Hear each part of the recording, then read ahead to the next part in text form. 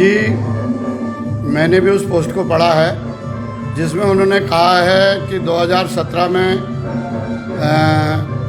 मैं खुद रामनगर लड़ना चाहता था और रंजीत रावत ने जिद करी, तो मैं अपने बड़े भाई और अपने आदर्श, किसी समय के आदर्श नेता हरीश रावत जी के संज्ञान में लाना चाहूँगा कि उन्होंने खुद स्वयं मुझसे कहा था कि सल्ट में तुमने बहुत सारे विकास कार्य कराए, उसके बाद भी सल्ट वालों ने तुमको हरा दिया। और सल्ट वालों के बारे में भी बहुत सारी चीज़ें कही थी, उन चीज़ों को मैं आज नहीं कह रहा हूँ, ज़रूरत पड़ेगी तो बाद में कहूँगा। और मुझसे कहा कि तुम सल्ट की बजाय रामनगर लड़ो। जब मैंने रामनगर तैयारी शुरू कर दी तो लास्ट में उन्होंने अपनी मंशा एक दिन जाहिर की कि तुम सल्ट चले जाओ। मैंने कहा जी मैं फुटबॉल नहीं हूँ, मैं पहले आपने कहा रामनगर लड़ो और अब करो सल्ट चले जाओ, तो ये संभव नहीं है।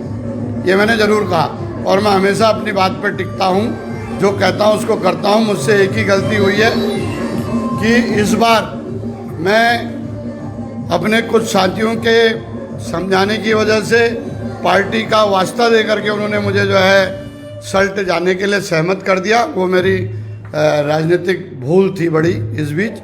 लेकिन मैं कहना चाहूँगा हरीश रावत जी से कि उनके संज्ञान में लाना चाहूँगा, जब टिकटों का बंटवारा हो रहा था दिल्ली में, पार्टी हाईकमान के निर्देश पर मुझे और उनको स्क्रीनिंग कमेटी के चेयरमैन अविनाश पांडे जी के घर पे खेलगांव में बिठाया गया था। करीब 3.5 घंटे हमारी बैठक चली थी। उस दिन भी उन्होंने पांडे जी से कहा था कि रंजीत ने सल्ट में बहुत सारे विकास कार्य कराए, लेकिन सल्ट वालों ने इसको हरा दिया, इसलिए मैंने इससे कहा कि तुम रामनगर लड़ो। यानी इस बात के गवाह हमारे स्क्रीनिंग कमेटी के चेयरमैन अविनाश पांडे जी भी हैं। और मैं कहना चाहूँगा, ऐसा नहीं है कि कहने के लिए कुछ अल्फाज नहीं हैं, लेकिन सिर्फ यह है कि एक अल्फाज लिहाज भी है। मैं बहुत लिहाज अभी तक किया है, बहुत कम चीज़ें कही हैं, लेकिन आज मैं कहना चाहूँगा कि हरीश रावत बड़ी मासूमियत से झूठ बोलते हैं और किसी भी नए राजनीतिक कार्यकर्ता को, नेता को अफीम चटा देते हैं और अपने सम्मान में ले लेते हैं। मेरा नशा खुद 35 साल में टूटा, और जिन लोगों को उन्होंने इस समय टिकट के नाम पर ठगा है और एक बहुत बड़ी धनराशि इकट्ठी की है, वो लोग उनके चक्कर काट रहे हैं। कुछ के पैसे उनके मैनेजर लौटा चुके हैं और कुछ लोग अभी उनके चक्कर काट रहे हैं। ये सारी चीज़ें सामने आएंगी। वो झूठ बोलते हैं मासूमियत से, पहले लोग समझते नहीं थे, अब लोग समझने लग गए हैं। और मैंने साल भर पहले एक बयान दिया था कि हरीश रावत की मनोदशा ठीक नहीं है, उनको आराम की ज़रूरत है। मैं आज फिर अपनी उस बात पे कायम हूँ। उन्होंने पिछले सल्ट उपचुनाव से पहले एक बयान दिया था कि सल्ट में भाजपा को वॉकओवर दे देना चाहिए। क्या कांग्रेस के CWC मेंबर और राष्ट्रीय महामंत्री का यही दायित्व है कि वो भारतीय जनता पार्टी को वॉकओवर दे दे?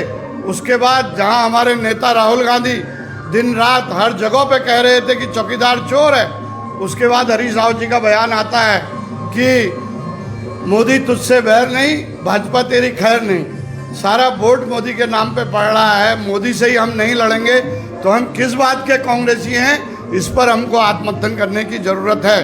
मैं कहना चाहता हूँ, जिस तरह के उन्होंने बयान दिए, मुस्लिम यूनिवर्सिटी, उन्होंने कहा एक कैंडिडेट को, हमारे सम्मानित उम्मीदवार को, पहले उसके टिकट में रोड़ा लगाया, जब उसका टिकट हो गया तो उसको हराने के लिए उसके विरोध में जो व्यक्ति था उससे उन्होंने जो है वादा कर लिया कि हम मुस्लिम यूनिवर्सिटी बनाएंगे, जिस मुस्लिम यूनिवर्सिटी को प्रधानमंत्री और उत्तर प्रदेश के मुख्यमंत्री योगी आदित्यनाथ ने अपनी पूरे देश सारे जहाँ जहाँ चुनाव थे सारी सभाओं में कहा और उत्तराखंड में आकर भी कहा, और बीजेपी के लोगों ने उसको घर घर तक पहुँचाया।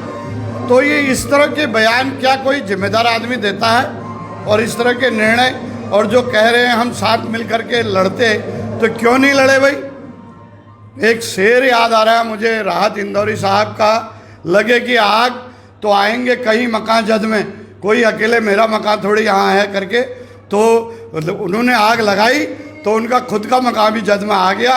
ये तथ्य है। इस सब से जब तक हम सबक नहीं लेंगे तब तक कांग्रेस का भला होने वाला नहीं है। धन्यवाद।